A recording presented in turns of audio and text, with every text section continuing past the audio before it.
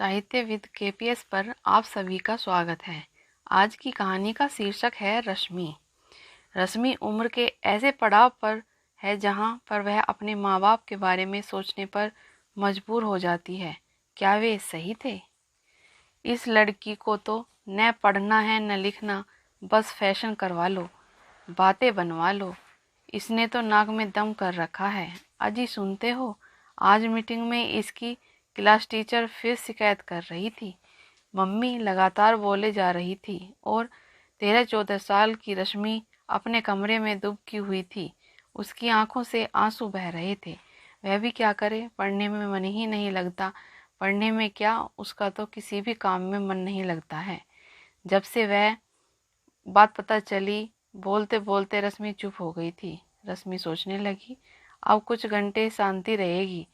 Mummy papa दोनों उससे नाराज रहेंगे, कोई उससे बात नहीं करेगा। फिर धीरे धीरे उसका मूड ठीक होने लगता है। मम्मी पापा प्यार से बात करने लगते हैं, उसे पास बैठा कर प्यार से समझाते हैं और वह सोचने लगती है कि यदि यही बात पहले समझा देते तो पहले उसे यह सब ठीक लगता था, लेकिन जब से उसे वह बात पता लगी है तब से अब उसे यह सब नाटक लगता है। रश्मि आयु के उस दौर से गुजर रही थी जहाँ कोई भी छोटी सी रहस्यात्मक बात विस्फोटक का कार्य करती है। उसने पैरों के पास पड़ी रजाई धीरे से मुंह तक सरका ली और इस संसार से हटकर अपने अतीत में गुम हो गई। दिल्ली की इस बहुमंजिली बिल्डिंग के 7वीं मंजिल में उसका बचपन बीता है। मम्मी पापा दोनों नौकरी करके 5 बजे के बाद घर आते थे। वह स्कूल से आकर अकेली कैसरोल में रखा खाना खाती, फिर बालकनी में खड़े होकर नीचे आते जाते वाहनों को देखा करती।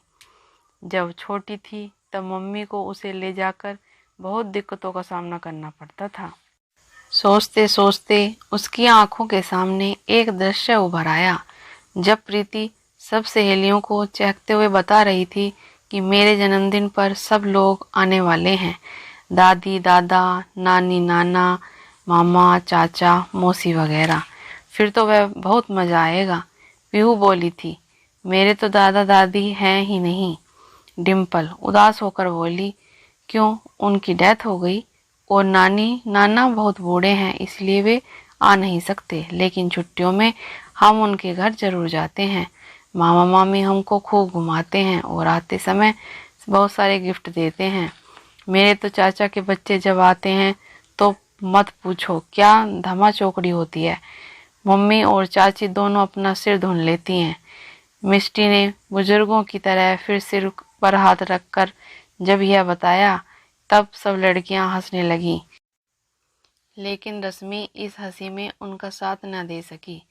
यही बात बचपन से उसके दिमाग के दरवाजे पर ख्याल बनकर दस्तक देती आ रही थी कि उसका कोई भी रिश्तेदार उसके घर में क्यों नहीं आता।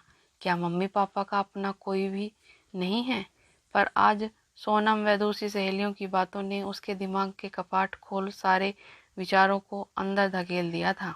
उस दिन उसका गणित का टेस्ट पेपर मिला था। शाम को टेस्ट पेपर लेकर पहले वह पापा के पास गई। पापा टीवी पर समाचार सुन रहे थे। उसका पेपर सरसरी नज़र से देखकर प्यार से सिर सहला दिया और बोले, जाओ अपनी मम्मी को दिखा दो। पापा, इसमें साइन करने हैं। वह बातचीत का सिलसिला बढ़ाने की गरज से बोली थी, अभी अपनी मम्मी से ही करा लो, कहकर पापा समाचार सुनने के लिए व्यस्त हो गए। रश्मि किचन में गई और दबे पांव अपनी मम्मी के पीछे जाकर खड़ी हो गई। फिर अपना टेस्ट पेपर मम्मी के आगे कर दिया। सौम्या रश्मि की इस हरकत पर पहले तो चौंक गई, फिर हंसकर बोली, अरे वाह, 25 में से 25 और वह भी गणित में, और पलट कर उसे बाहों में भर लिया। वह कुछ पल के लिए मम्मी के प्यार में सराबोर हो गई और फिर बोली, मम्मी एक बात पूछूं? क्या? मम्मी फिर काम में लग गई। पहले आप हाथ का काम बंद करो, तुम बोलो तो मैं सुन रही हूँ। सौम्या कढ़ाई में से कलछी हटाकर बोली, पहले आप यहाँ पर बैठो।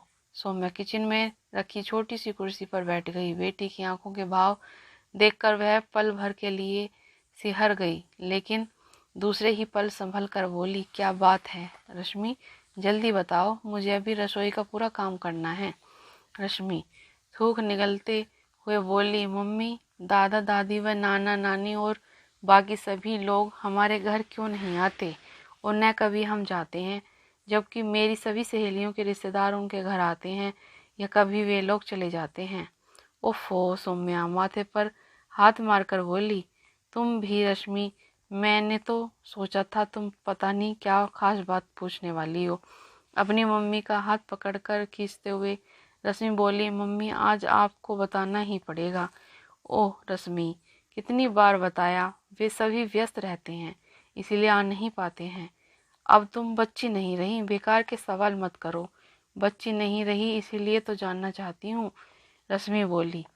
वे लोग क्यों नहीं आते हैं? सौम्या पल भर के लिए चौंक कर बेटी की आंखों में झांका। रश्मि अगले महीने 14 की हो जाएगी। वह सचमुच बच्ची नहीं रही। उसकी आंखों में तिर आए, सैकड़ों सवाल, उसकी भाव भंगिमा, पूछने का अंदाज उसके बड़े हो जाने की गवाही दे रहे थे। लगता है कि इस सवाल के जवाब देने का समय आ गया, लेकिन इस सवाल का कोई एक जवाब नहीं था, वह तो एक कहानी थी।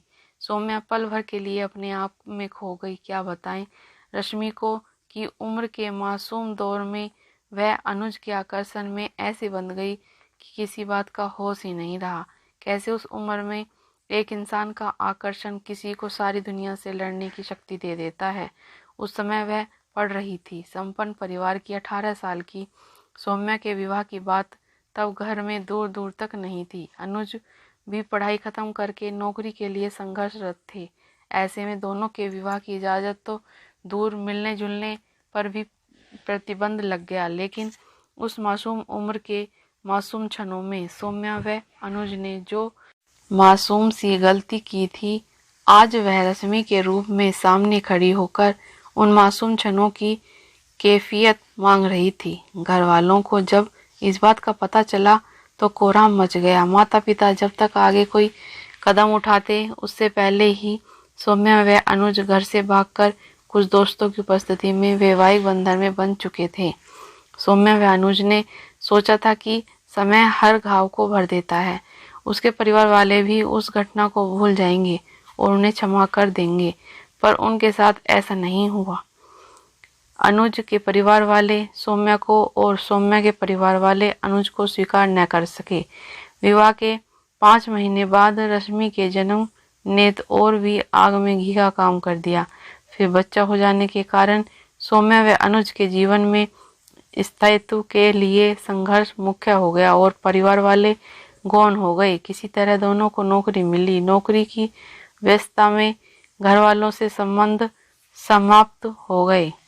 जब रश्मि छोटी थी तब यह सवाल कर देती थी, लेकिन तब पूछने में भोलापन था, और आज पूछने पर लगता है कि जैसे वह सारे रहस्यों को अनावरण करने के लिए तत्पर है। और वह सारी कहानी सौम्या ने रश्मि को सरल शब्दों में बता दी, लेकिन शादी के 5 महीने बाद उसके जन्म की बात वह छिपा गई थी। अपना अतीत बताकर सौम्या को लगा कि उसने युवावस्था की तरफ कदम बढ़ाती रश्मि को भी भविष्य के लिए सचेत कर दिया है। बस उसी दिन से रश्मि का मन अशांत था। उसका किसी भी बात में मन नहीं लग रहा था। रश्मि के लिए उसके मम्मी पापा उसके आदर्श थे, इस दुनिया के सबसे अच्छे इंसान, और कुछ भी गलत नहीं कर सकते। और पापा, वह तो कभी भी कोई गलत काम नहीं कर सकते हैं। वह उसे कितनी अच्छी अच्छी बातें बताते हैं।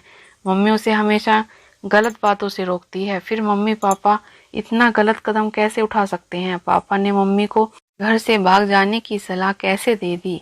इन्हीं सवालों के भंवर में रश्मि का किशोर मन फंसकर डुबकी लगा रहा था। अगर भविष्य में वह ऐसा करे तो मम्मी पापा को कैसा लगेगा? नाना नानी व दादा दादी को भी वैसा ही लगा होगा।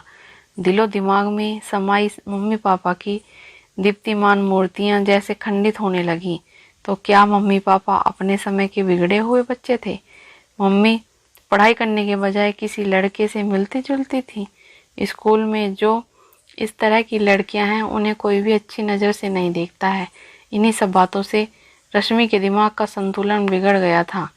रश्मि ने करवट बदली, रजाई से मुंह बाहर निकाल कर देखा, लाइट बंद हो गई थी। इसका मतलब मम्मी पापा सो गए। वह थोड़ी देर अंधेरे में घूमती रही और मन ही मन मम्मी पापा को खूब कोसती रही। न वह इस तरह की शादी करते और न ही सबके प्यार से वंचित होती। उसने तो बहुत अपराध नहीं किया। क्या दादा दादी व नाना नानी को मालूम होगा कि यहाँ रश्मि भी है? क्या उससे मिलने और उसे देखने का उनका मन नहीं करता होगा?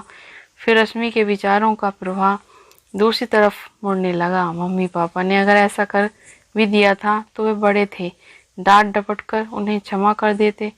आखिर पहले मम्मी पापा ने उनसे सब कुछ कह दिया था।